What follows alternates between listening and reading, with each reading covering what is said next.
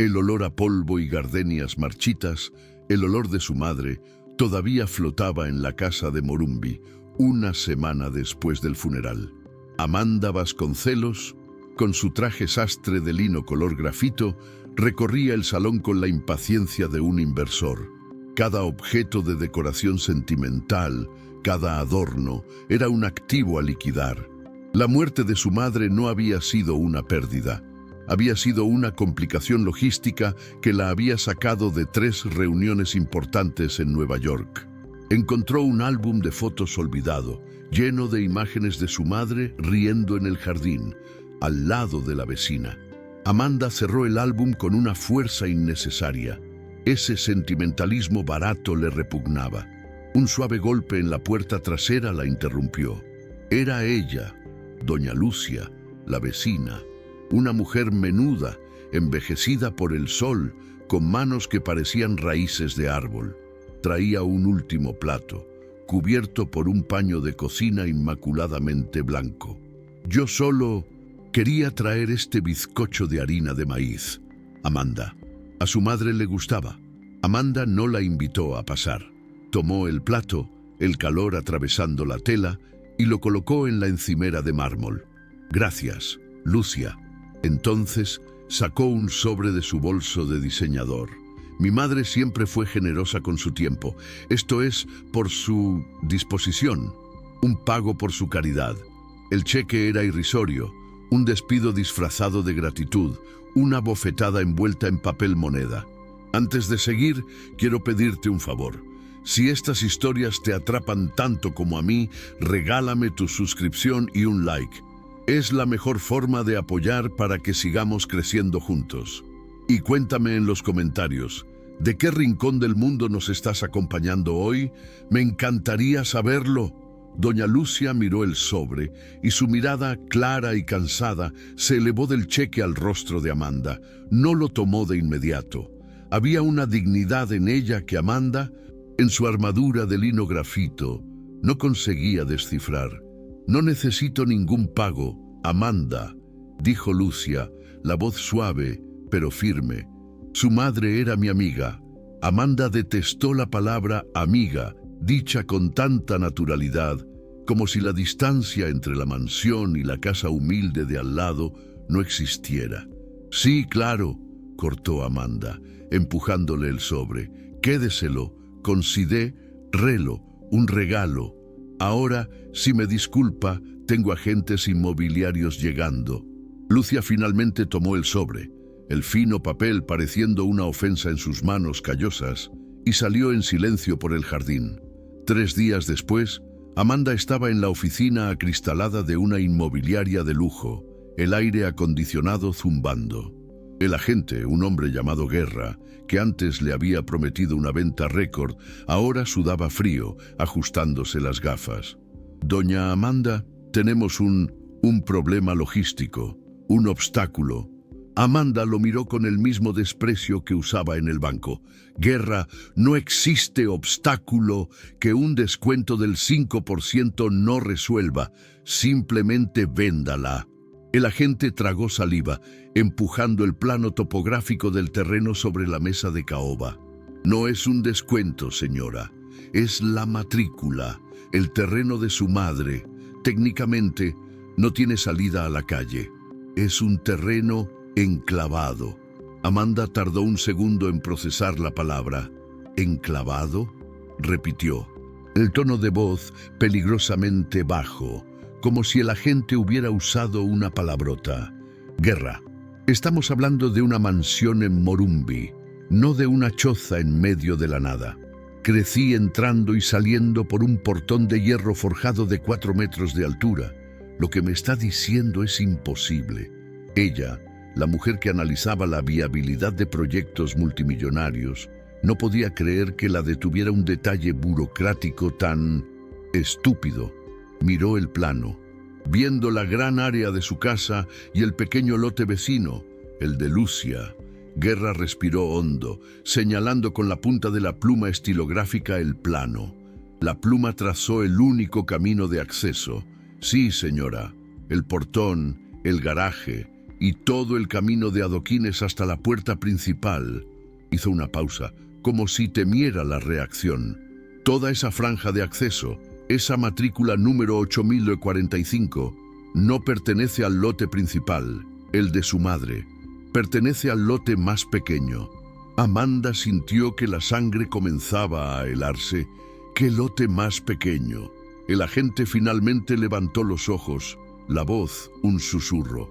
El lote registrado a nombre de Lucia Alves, su vecina doña Lucia.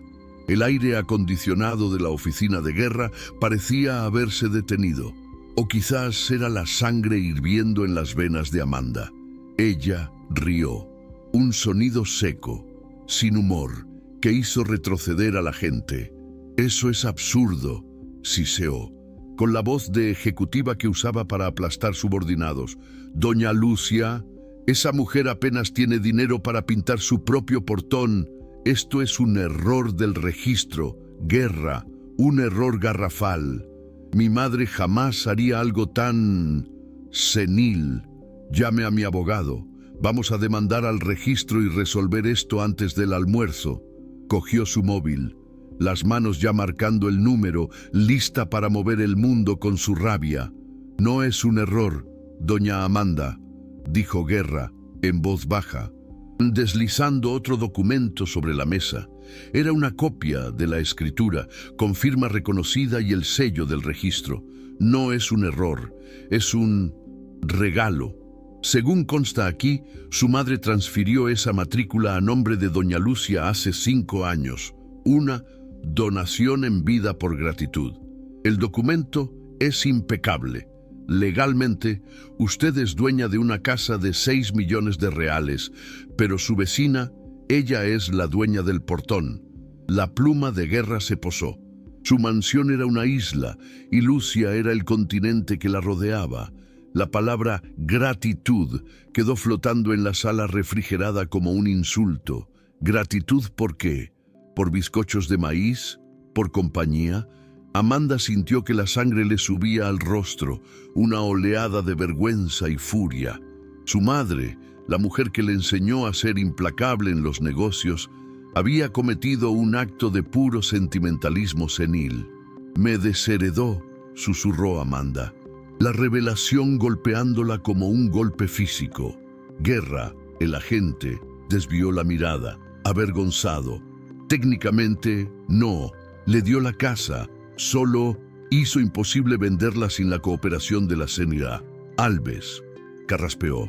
Quizás usted debería tener una conversación con ella, ofrecerle una compensación». Amanda se levantó abruptamente, la silla arrastrándose con un sonido violento. «Yo no converso con sirvientes. Guerra, yo los demando». Salió de la oficina sin despedirse, dejando a la gente atónito. Condujo de vuelta a la mansión, el motor de su coche de lujo zumbando de rabia. Cada semáforo en rojo parecía una afrenta personal. Al girar en su propia calle, redujo la velocidad. El portón de hierro forjado, que siempre vio como un símbolo de su estatus, ahora parecía una broma cruel. Detuvo el coche en medio de la calle, bloqueando el tráfico, y miró. La mansión, grande e imponente, y al lado, la casa de Lucia, pequeña, con su portoncito oxidado y el jardín desbordante de flores sencillas. Y entre las dos, la franja de tierra que era el acceso, el garaje, el patio, la llave. Su madre no había sido senil, su madre había sido estratégica. Le dio el dinero, la casa a la hija que solo entendía de dinero, pero le dio el poder, el acceso, a la mujer que le dio amor. La rabia de Amanda era tan física que la hizo salir del coche, dando un portazo. No fue hacia la puerta de la mansión. Marchó directa al portoncito oxidado de la casa de Lucia.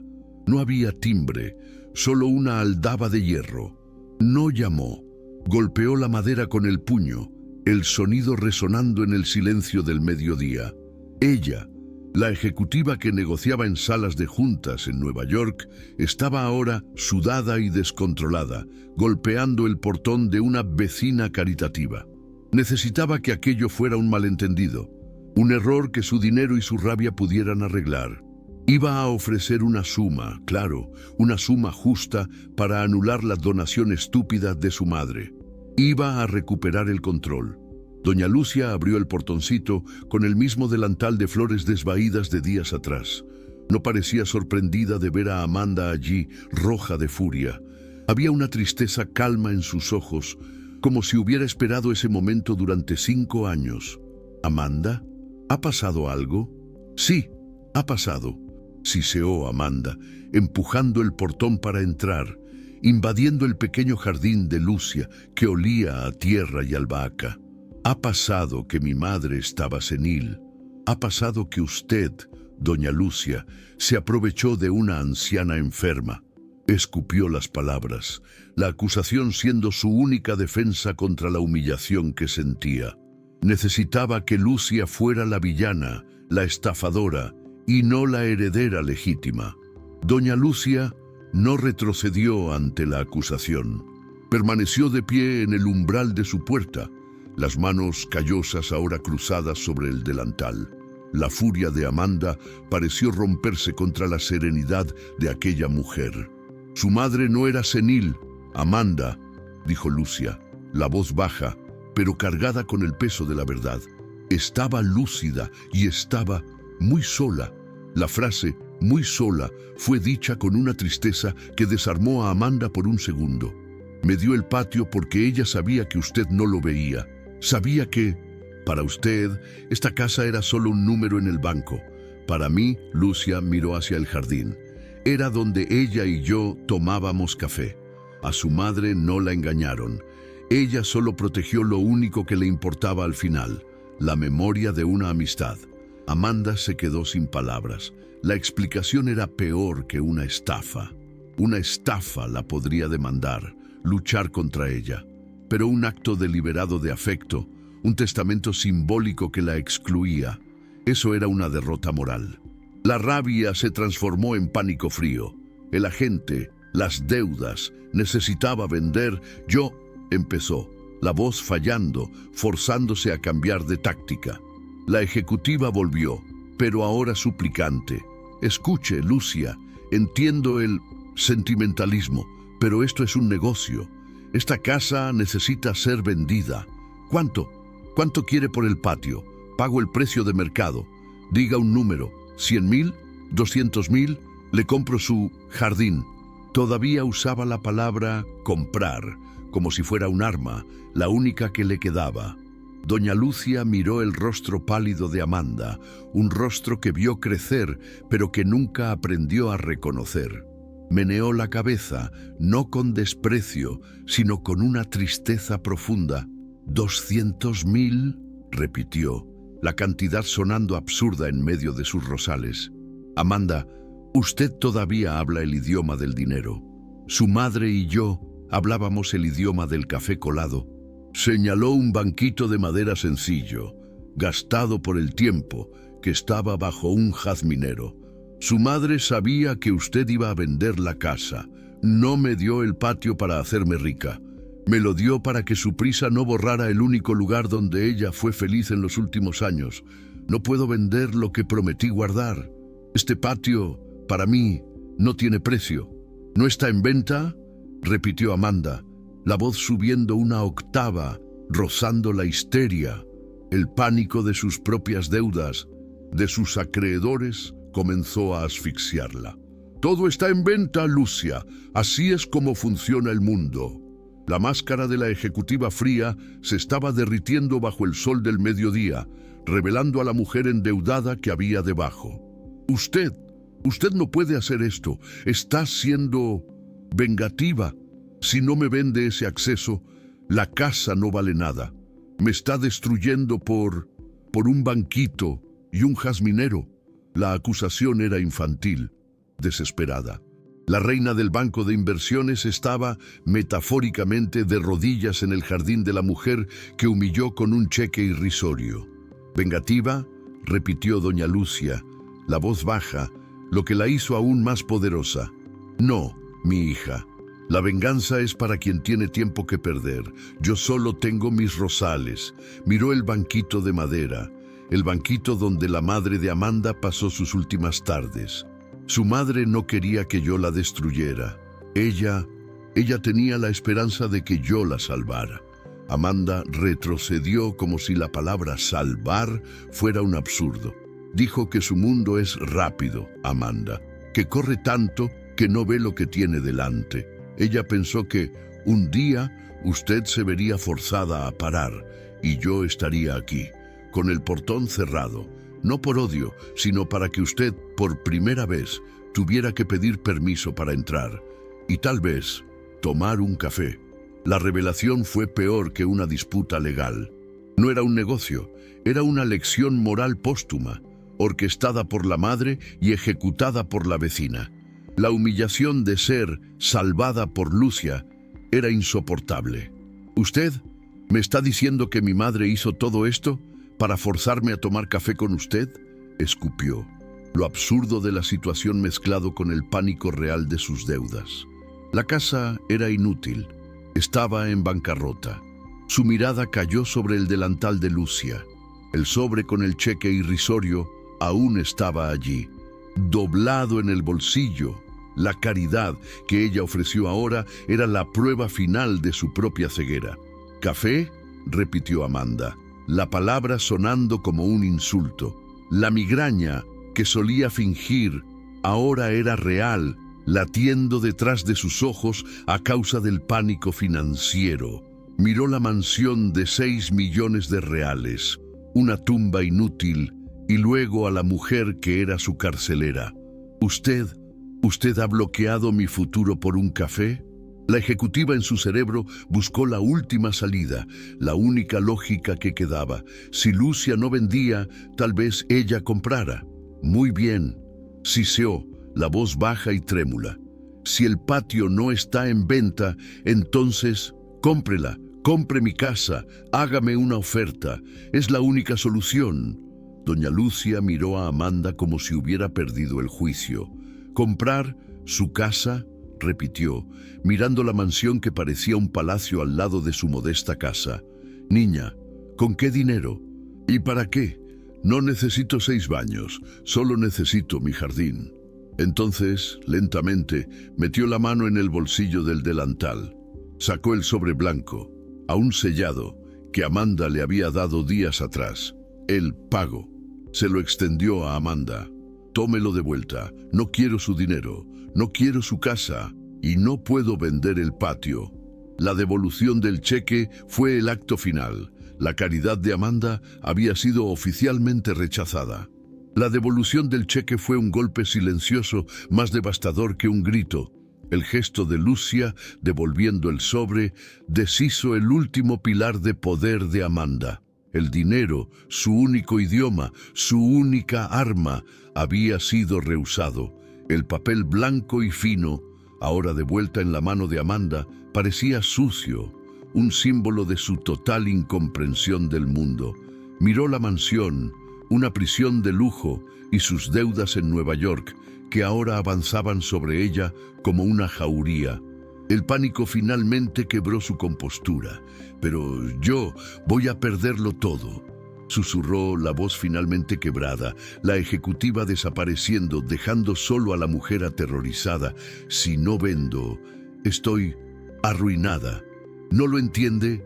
Tiene que ayudarme». «Estoy intentando ayudarla, Amanda», dijo Lucia, la voz suave, pero con el cansancio de quien intenta explicar lo obvio. «No puedo darle el patio. Se lo prometí a su madre».